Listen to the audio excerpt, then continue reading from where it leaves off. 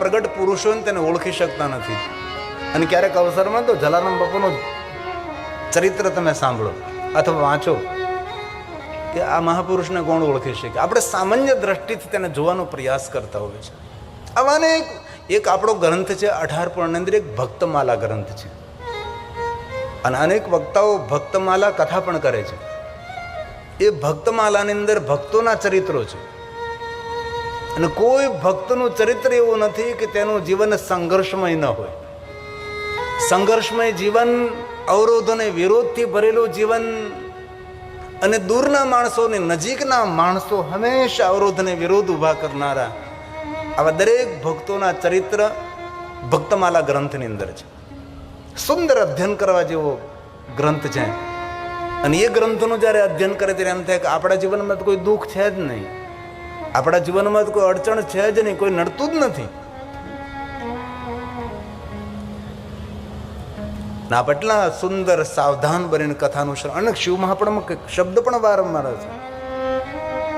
સુત પુરાણજી મહાત્માઓને કહે, શૌનકાદી મહાત્માઓને સાવધાન બનીને કથા સાંભળો.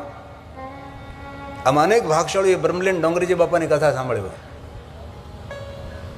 ઘણા લોકોને બાપજીનું દર્શન પણ થયું હોય. એમની વાતમાં સાવધાન બનીને સાંભળો, સાવધાન કરે છે એવા શબ્દો વારંવાર મનને એકાગ્ર કરીને ભગવાનની કથાનું શ્રવણ કરો. તો ભગવાન શ્રી હરિએ નારદજીને અન્ય કોઈ મંત્ર ન આપ્યો, પંચાક્ષર મંત્ર આપ્યો, જે આદિ મંત્ર, મૂળ મંત્ર, મહામંત્ર, શ્રેષ્ઠ મંત્ર, સર્વોપરી મંત્ર, મહામંત્રનો પણ મહામંત્ર એ ઓમ નમઃ શિવાય મંત્ર છે. એવું નથી કહેતો કે તમે તમારા મંત્રનો છોડી દો, પણ શિવ મહાપુરાણ ગ્રંથની અંદર કહ્યું છે કે દરેક માણસે ઓમ નમઃ શિવાય મંત્રનો જાપ કરો. કામનાની પૂર્તિ કરનારો મંત્ર છે, શાંતિ આપનારો મંત્ર છે, સુમતિ આપનારો મંત્ર છે, સંતતિ આપનારો મંત્ર છે. ભગવાન વિષ્ણુજી કહે છે સર્વ શ્રુતિ શ્રુતમ મંત્ર જપ ષડક્ષરમ.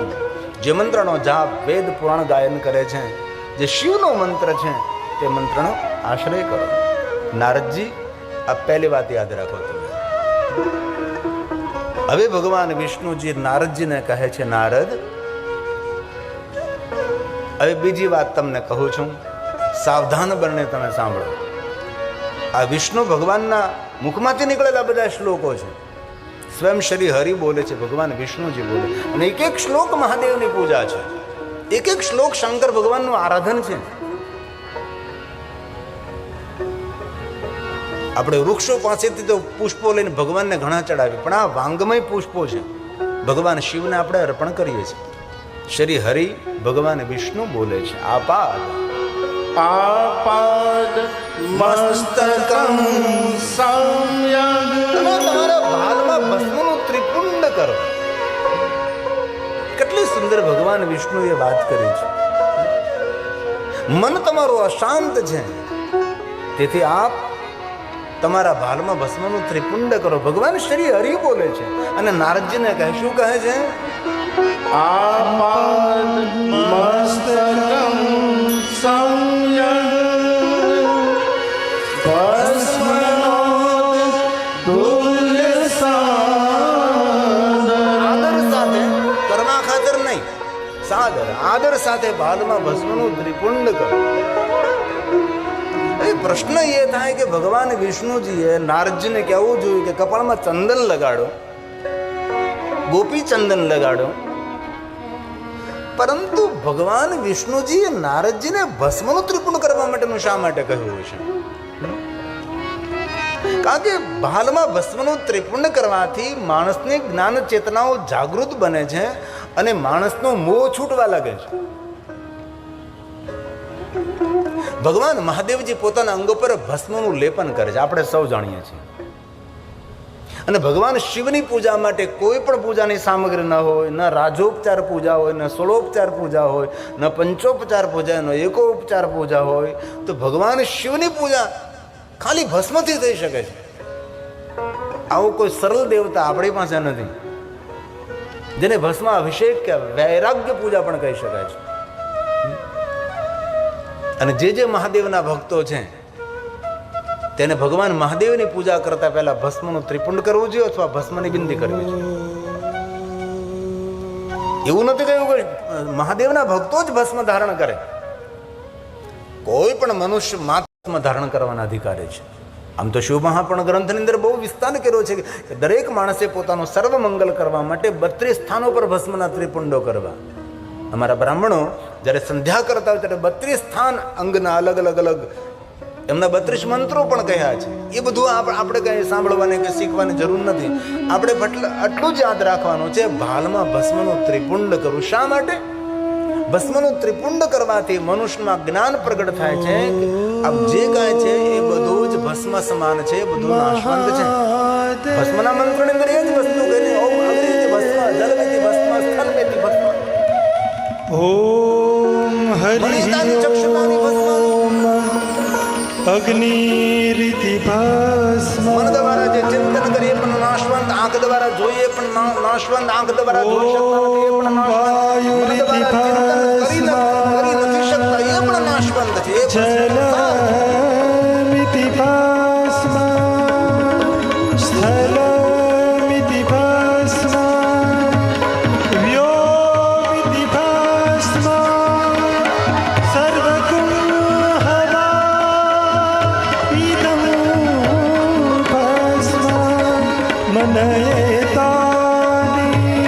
ચક્ષુર્ગુંઠિં ભસ્માની હરિ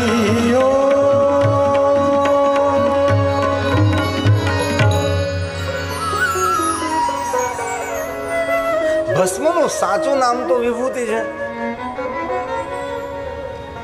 ભગવાન મહાદેવ પોતાના અંગ ઉપર ધારણ કરે તેને વિભૂતિ કહેવાય. કોઈ મહાન કોઈ તપસ્વી સાધુ હોય તેને પણ વિભૂતિ કહેવાય. તો આ ભસ્મનું સાચું નામ તો વિભૂતિ છે.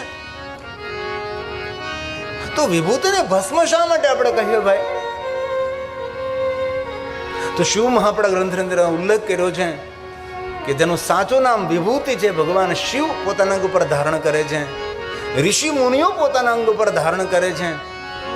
ભસ્મનું સાચું નામ વિભૂતિ છે. તો એને ભસ્મ શા માટે કહેવામાં આવે? ત્યારે શિવ મહાપુરાણ ગ્રંથમાં તેનો ઉલ્લેખ છે કે જે કોઈ મનુષ્ય વિભૂતિને ધારણ કરે છે તેના જન્મ જન્માંતરના પાપ બળીને ભસ્મ થાય છે, તેથી તેને ભસ્મ કહેવામાં આવે છે.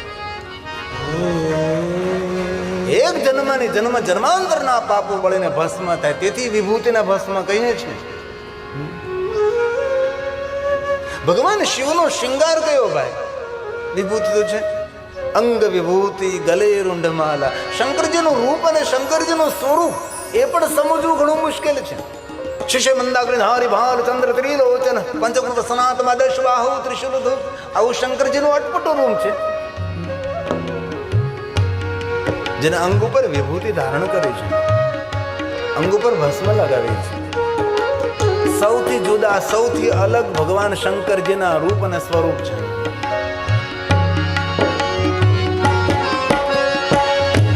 અંગ વિભૂતિ ગલે રૂંઢમાલા. અંગ વિભૂતિ ગલે રૂંઢમાલા. ભક્તજનો કે ભય હરનારા.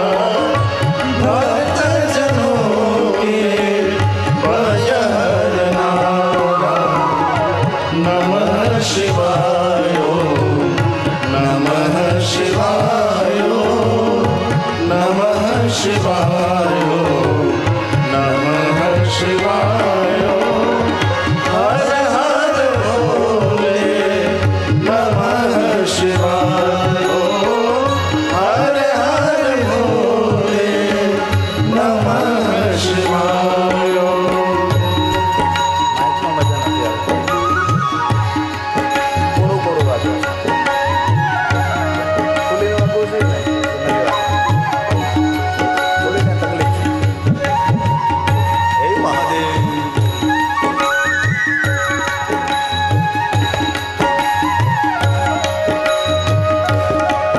एक मिनट के लिए भाव से और आदर के साथ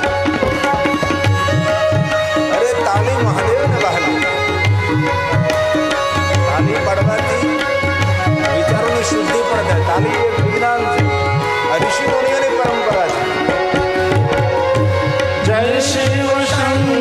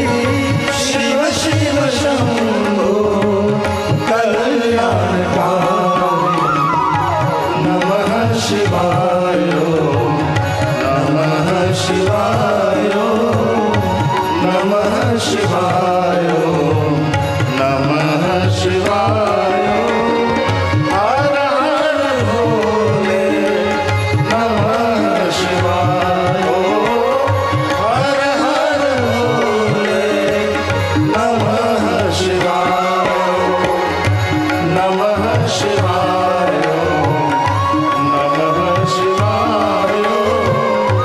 નમઃ શિવાય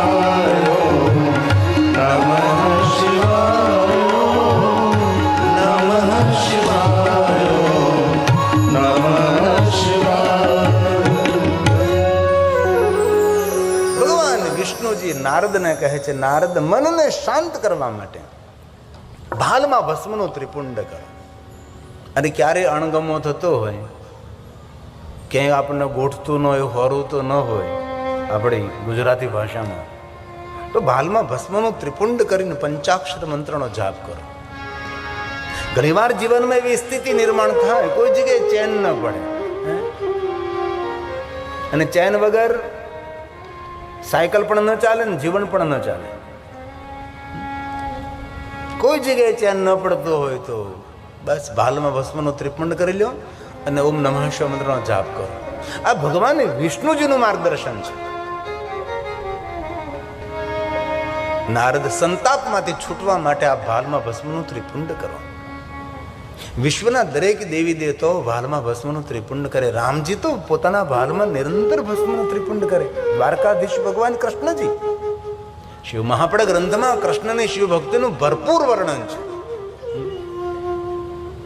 અને ભગવાન કૃષ્ણજીના જીવનમાં જે જે મળ્યા તે સૌને શિવ ભક્તિનું માર્ગદર્શન પૂરું પાડ્યું છે. ભગવાન દ્વારકાધીશે એકલા જ શિવ ભક્તિ કરી એવું નથી. ભગવાન કૃષ્ણજીએ જે જે તેની સાથે જોડાણા છે તે સૌને ભગવાન મહાદેવની ભક્તિથી પ્રેરિત કર્યા છે. એક કૃષ્ણ ભગવાન એ દ્વારકાધીશ છે. અને રામજી જ્યારે જ્યારે વનમાં ગયા ત્યારે વનવાસીઓને ભગવાન મહાદેવની ભક્તિથી પ્રેરિત કર્યા છે. ગૃહરાજા કોણ? મહાદેવનો પરમ ભક્ત. પૂર્વકાળની અંદર એ રુદ્ર નામનો એક શિકારી હતો, વ્યાર્ધ હતો. અને એમને ભગવાન મહાદેવે વચન આપેલું કે તારી શિવ ભક્તિના ફલ સ્વરૂપે ભગવાન રામ તારી સાથે મિત્રતા કરશે અને તારા શૃંગેરપુર નગરની અંદર આવશે ને તું શૃંગેરપુરનો રાજા રહીશ. મૂળમાં તો શિવ ભક્તિ. ભગવાન રામજી જે જે વનમાં વિચરણ કર્યું છે, વનવાસીઓને ભગવાન મહાદેવની ભક્તિ આપી. શિવ મહાપડ ગ્રંથની અંદર વનેશ્વર મહાદેવની બહુ કથાઓ છે. આપણા ગ્રંથોમાં શિવ મહાપડ ગ્રંથમાં થોડી ઓછી છે, બાકી જે તામિલી ગ્રંથો છે એમાં તો અદ્ભુત અદ્ભુત કથાઓ. ઘણી વાતો તો આપણને સમજવામાં પણ ના આવે કે ભગવાન મહાદેવજી આવા વનમાં રહેનારા, શિકાર કરનારા, એમને ભગવાન મહાદેવ મળ્યા. કઈ રીતે મળ્યા છે? પણ શિવનો દરબાર છે, ભાવ ભાવા કર્મ શિવમ. ઘણીવાર આવા પ્રશ્નો ઉભા થાય કે આવું કઈ રીતે બની શકે છે? પણ ચિત્ર વિચિત્ર કથાઓ ભગવાન મહાદેવની શિવમાંથી તારનારો ભગવાન મહાદેવ છે. ને જે મનુષ્ય ભસ્મનું ત્રિપુંડ કરે છે તે પ્રપંચથી છૂટે છે. ને આપણે સૌ પ્રપંચથી ઘરાયેલા હોય છે. પૂછો આપણા જાતને, પ્રપંચ એટલે બીજાની પંચાયત. પોતે પંચાયતમાં સભ્ય ન હોય પણ ગામ આખાની કરતો હોય. એ પ્રપંચમાંથી છૂટવું હોય તો વિષ્ણુ ભગવાને નારદને કહ્યું કે નારદ, પ્રપંચમાંથી મુક્ત કરનાર ભગવાન શિવનું વરદાન એ ભસ્મ છે. તમે તમારા ભાલમાં ભસ્મનું ત્રિપુંડ કરો અને આદર સાથે ભસ્મનું ત્રિપુંડ કરો.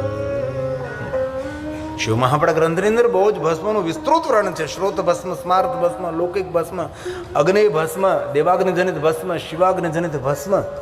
અનેક પ્રકારે ભસ્મના પ્રકારો છે.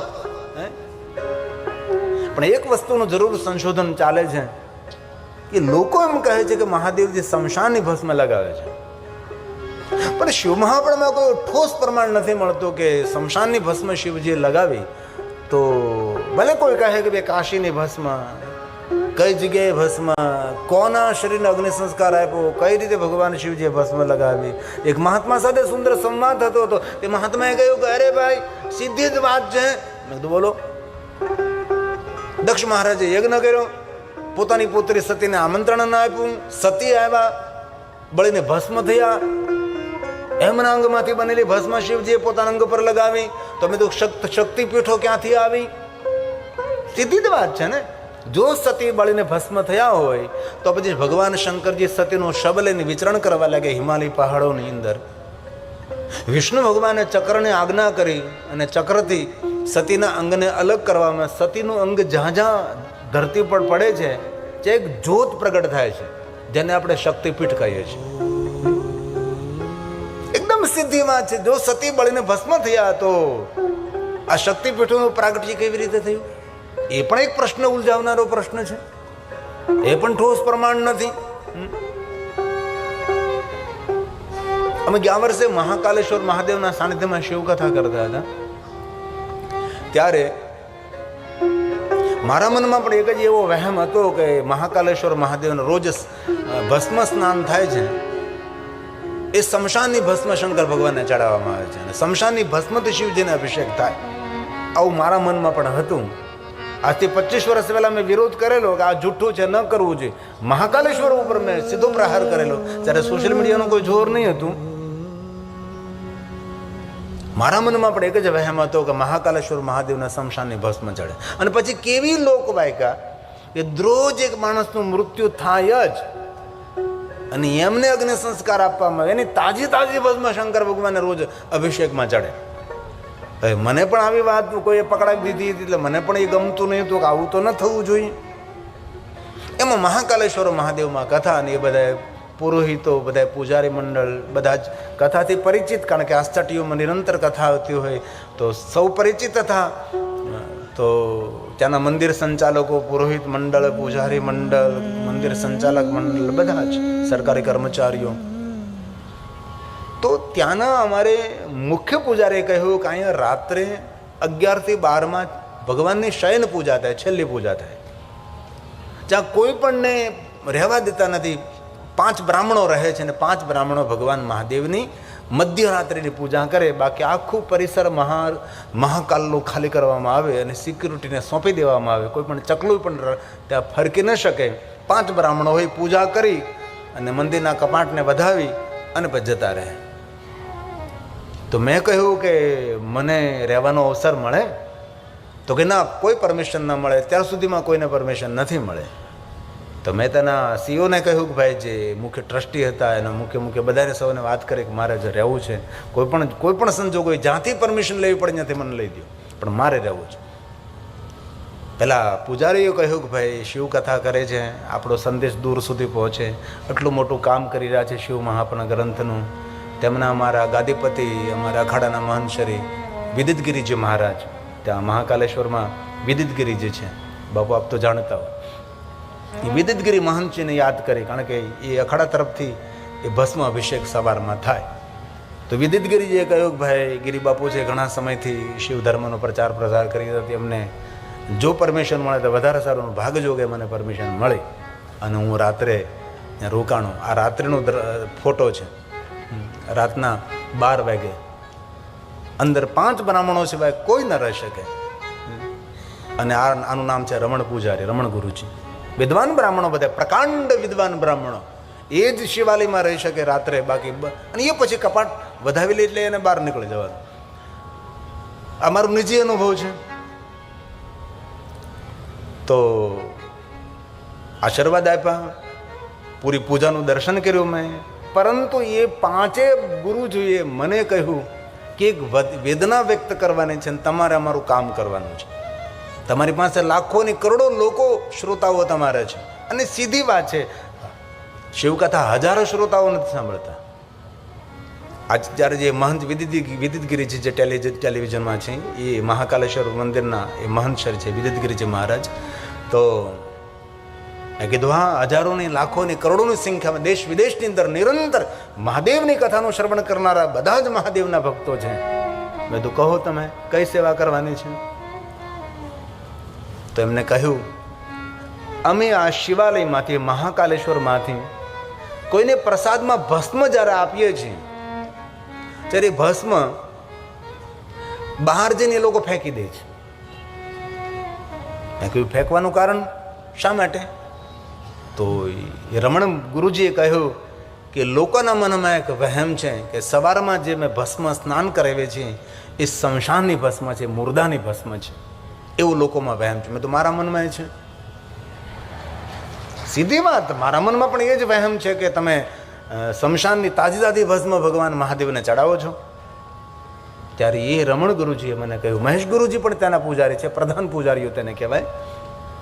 તો એમને ખુલાસો કર્યો કે પહેલાં પણ કોઈ દિવસ અમે મહાકાલેશ્વર મહાદેવને શમશાનની ભસ્મ ચડાવી નથી, અત્યારે પણ શમશાનની ભસ્મ ચડતી નથી, આવતા સમયની અંદર પણ અમે કોઈ દિવસ મહાકાલેશ્વરને શમશાનની ભસ્મ નહીં ચડાવીએ. પણ એક આ લોક વાયકા અત્યારે જે તમે જોવો છો એ મહેશ ગુરુજી છે, મહાકાલેશ્વરના પ્રધાન પૂજારી છે. એમને તો મંચ ઉપર આવીને કહ્યું કે શંકર શમશાનનો દેવ નથી, શંકર કૈલાસનો દેવ છે. અને એ પણ અમારો વિરોધ ચાલી રહ્યો છે કે શમશાન ઉપર કૈલાસ શબ્દ નહીં લખવો જોઈએ. આ શબ્દની હત્યા કરી રહ્યા છીએ આપણે સૌ. એકવાર હું કોઈ સફર કરી રહ્યો હતો ને ગામના પાદરમાંથી નીકળ્યો હતો, અને શમશાનમાં કૈલાસ ધામ લખેલું હતું. કયું ગામ છે ખબર નહીં. એ ગામની અંદર હું ગયો, મેં તો ગામના સરપંચ શ્રી કોણ છે, તો કે ફલાણા ફલાણા. એનું ઘર ગોઈતું ગયો, ઓળખી ગયો મને એ માણસ. મેં કીધું એક કામ કરવાનું છે ભાઈ તમારે. તો કે શું?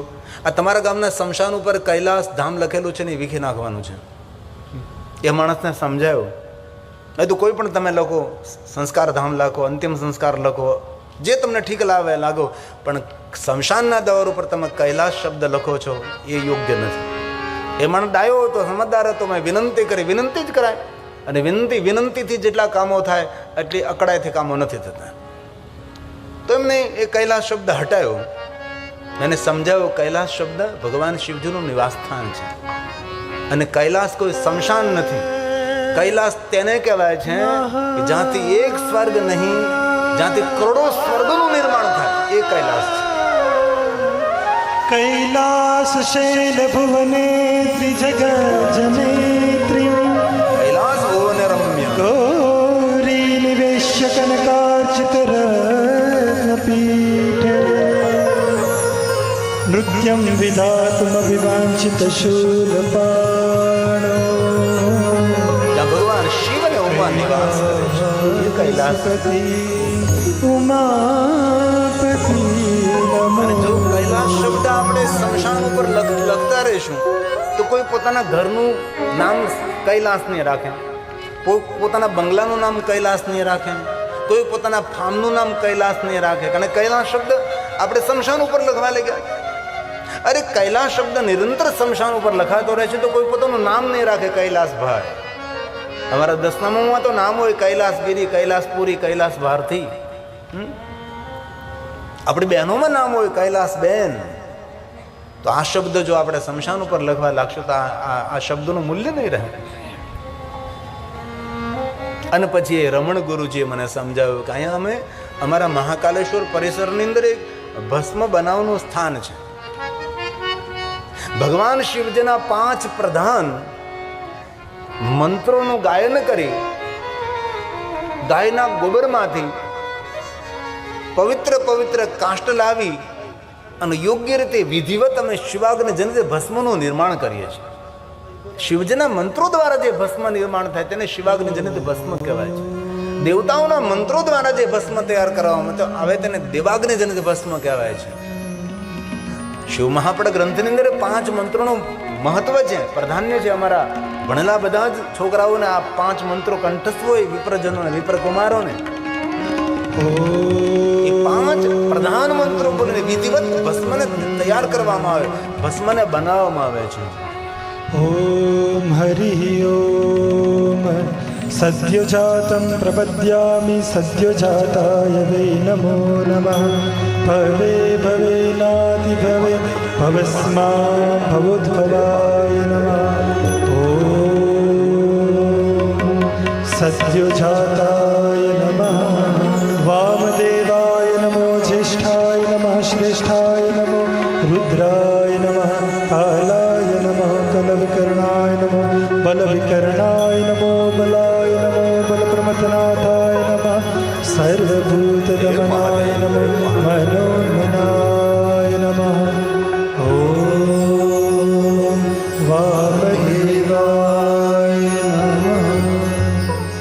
અઘોરેભ્યોऽથ ઘોરેભ્યો ઘોરઘોરતરે સર્વેભ્યો સર્વેભ્યો મહાદેવના 5 પ્રધાન મંત્રો છે. નમસ્તે રુદ્રરૂપેભ્યઃ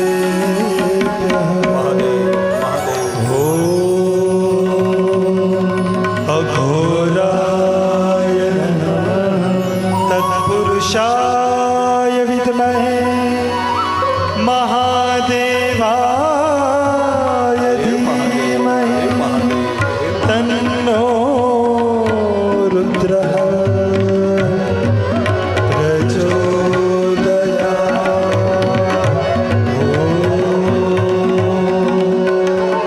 તત્પુરુષાય ईशानः सर्वविद्यानाम् ईश्वरः सर्वभूतानां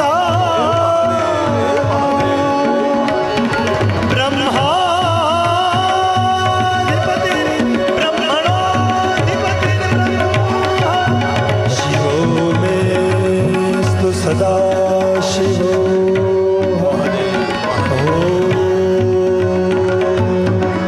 ईशानाय नमः. તો ક્યારે તમારી આગળ કોઈ વાત ખોલે કે મહાકાલેશ્વર મહાદેવને શમશાનની ભસ્મ ચડાવવામાં આવે છે, તો એ વાતને નકારો, એ વાતને તોડો. એમને કહો કે નહીં, જુઠ્ઠી વાત છે, આ લોકવાયકા છે. અને ભગવાન મહાદેવ પ્રત્યે જે ખોટી વાતો સમાજમાં ફેલાણી છે, એટલી તો કોઈ દેવતાઓની ફેલાણી નહીં હોય.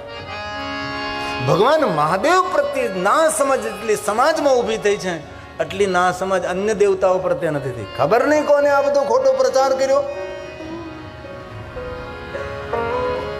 તો મહાકાલેશ્વર મહાદેવને શમશાનની ભસ્મ નથી ચડતી, શિવાગ્નિ ધન ભસ્મથી અભિષેક થાય, જેને ભસ્મ સ્નાન સવારમાં ભગવાન શિવજીની ભસ્મ આરતી થાય છે.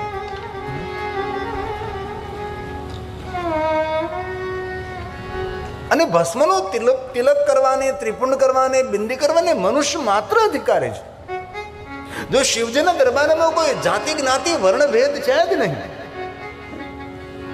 જ્યાં સ્ત્રીને પુરુષનો પણ ભેદ નથી, એ શિવ છે. શિવજીનું એક રૂપ છે અર્ધનારેશ્વર. શા માટે અર્ધનારેશ્વર? શિવ એમ કહે છે, નારી પણ હું છું, નરમાં પણ હું છું. અર્ધનારીશ્વર, અર્ધનારેશ્વર. બ્રહ્મા જ્યારે સૃષ્ટિનું સર્જન કરતા હતા અને બ્રહ્માથી સૃષ્ટિનું સર્જન સરખી રીતે કાર્યરત નહીં થતું હતું, ત્યારે બ્રહ્માજીના હૃદયમાંથી પ્રગટે થયેલા ભગવાન રુદ્ર તરીકે, અને ત્યારે બ્રહ્માજીને અર્ધનારેશ્વર રૂપનું દર્શન કરાવે છે. પવિત્રતા પ્રધાન છે ભાઈ. ઘણા લોકો પૂછે કે શિવાલયમાં ગર્ભગૃહમાં બહેનો જઈ શકે, પણ શિવાલયના ગર્ભગૃહમાં 2 માણસો જઈ શકે છે. એક તો જાણે જેને ભીના વસ્ત્રો પહેર્યા હોય, સીધા નાઈને પલળતા વસ્ત્રોથી ગર્ભગૃહમાં જઈ શકાય, અને બીજો અનટચ જે માણસ વસ્ત્ર એકદમ પગ નખથી મસ્તક શિખા સુધી જે માણસ પવિત્ર છે, એ શિવાલયના ગર્ભગૃહમાં જઈ શકે છે. સ્ત્રી પુરુષનો ભેદ નથી, જવાનો દરેકને અધિકાર છે. જે શિવાલયના ગર્ભગૃહમાં સંચાલકો તરફથી જવાની મનાઈ હોય, તે શિવાલયના ગર્ભગૃહમાં જવું નહીં જોઈએ. પણ જ્યાં છૂટછાટ હોય ત્યાં જરૂર આપ જઈ શકો છો. ભગવાન શિવના દરબારમાં કોઈ નીચો નહીં, કોઈ ઊંચો નહીં, કોઈ જાતિ નહીં, કોઈ જ્ઞાતિ નહીં, કોઈ વર્ણ નથી. પવિત્રતા પ્રધાન હોય છે આપણી પરંપરા અનુસાર. ઘણા સમય પહેલા એક અમદાવાદમાં કથા હતી, આજથી લગભગ 25 વર્ષ પહેલા. તો નીલકંઠ મહાદેવનું કે આ વિસ્તારમાં મને યાદ નહીં રહ્યું, મહાદેવનું શિવાલય હતું, ત્યાં કથા હતી. તો ત્યાં મંદિર ઉપર લખેલું હતું કે ચામડાનો બેલ્ટ પહેરીને કોઈ શિવાલયમાં પ્રવેશ કરવો નહીં. એમાં માણસો તો પ્રશ્નાર્થી હોય જ, તર્કવાદી હોય, પ્રશ્નાર્થી હોય, તુકા કરનારા હોય, ટુંડે ટુંડે મતી જુદી હોય. હું જીવું છું ચહેરાઓના વનમાં, ચહેરાઓ બસ ચહેરાઓ, ચહેરાઓનું જંગલ છે. તો એમને મને કથામાં લખીને આપ્યું કે શિવાલયમાં ચામડાનો બેલ્ટ પહેરીને જવાય. તો મેં કહ્યું, જો પવિત્રતાને ધ્યાનમાં રાખો તો ચામડાનો બેલ્ટ પહેરીને શિવાલયમાં ન જવાય. સીધી વાત છે. એકદમ સી આપણે હું તો એકદમ ખુલ્લો જવાબ આપવો જોઈએ, અસમંજસ ના આપીએ, એ વિચાર કરતો રહે. નિર્ણય શા માટે? નહીં તો પવિત્રતાને ધ્યાનમાં રાખો તો ચામડાનો બેલ્ટ પહેરીને શિવાલયમાં ન જવાય, અને શંકરને ધ્યાનમાં રાખો, સીધી વાત છે. ગજચર્મ, મર્ગચર્મ, વાઘંબર, એની પણ કથાઓ છે. વાઘનું ચામડું શા માટે, હાથીનું ચામડું શા માટે, મૃગનું ચામડું શા માટે, એની પણ એક ગર્ભિત કથાઓ બધી હોય છે. ગળામાં સર્પ શા માટે ભગવાન શંકરજી ગળામાં સર્પ પહેરે, એ પણ કથા છે, સર્પોની કથા. આ કથાઓ બધી લોકભોગ્ય ન બની, જન જન સુધી ન પહોંચી.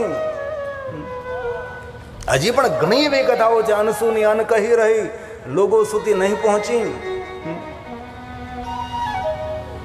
તેથી મનુષ્ય માત્ર ભસ્મનું ત્રિપુંડ કરે છે, ભસ્મ આપણું મંગલ કરે છે, સારા વિચારો આપે છે. તેથી દરેક માણસે ભસ્મનું ત્રિપુંડ કરવાનો અધિકાર છે. રાત્રે જેને ખરાબ સપના આવતા હોય તેને તો ભસ્મનું ત્રિપુંડ કરીને સૂઈ જવાનું. એ ભગવાન વિષ્ણુજીએ નારદજીને કહ્યું, વિચારોને શાંત કરવા હોય તો ભાલમાં ભસ્મનું ત્રિપુંડ કરો. અમારા મહાત્માઓ ભસ્મ લેપન કરે, આ શરીર ઉપર ભસ્મનું લેપ કરે. શા માટે કરે ભાઈ? કારણ કે શિવ મહાપડ ગ્રંથમાં તેનો મહિમા છે. જે કોઈ સાધુ, જે કોઈ મહાત્મા ભસ્મનું લેપન કરે છે, લેપન કરવાથી આ શરીરની અંદર નાના નાના છિદ્રો હોય છે, એ છિદ્રોમાં ભસ્મ જાય છે. જેટલા જેટલા શરીરના છિદ્રોમાં ભસ્મ પ્રવેશ કરે છે, એટલા શિવલિંગોની પૂજા કરવાનું ફલ એ ભસ્મ સ્નાન કરનારને મળે છે. તેથી મહાત્માઓ પોતાના અંગ ઉપર ભસ્મનું લેપન કરે છે. તો ભગવાન વિષ્ણુજીએ નારદજીને ભસ્મનું ત્રિપુંડ કરવાનું કહ્યું છે. પહેલી